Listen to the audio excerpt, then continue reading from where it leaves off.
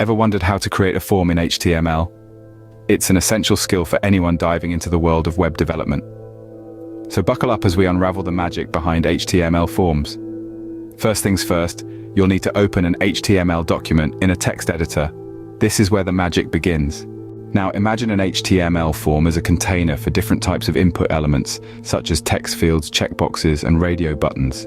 This container is defined using the element. It's like a magic box that holds all the pieces of information you want to collect from your users. The form's action attribute determines where the form data will be sent, and the method attribute specifies how the data will be sent, either as GET or POST. Here's a little secret recipe for creating a form.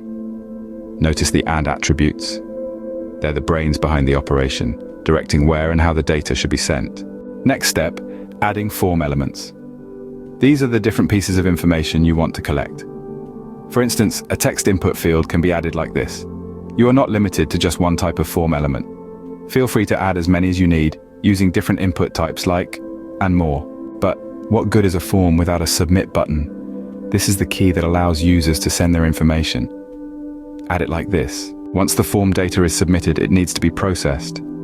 This usually involves a server-side script like PHP, Python, or JavaScript to handle the data and perform the necessary actions. Finally, save the HTML document with an HTML extension and open it in a web browser to see your shiny new form. Here's a simple example of a complete HTML form. Remember, this should be replaced with the actual URL or script where you want to handle the form submission on your server.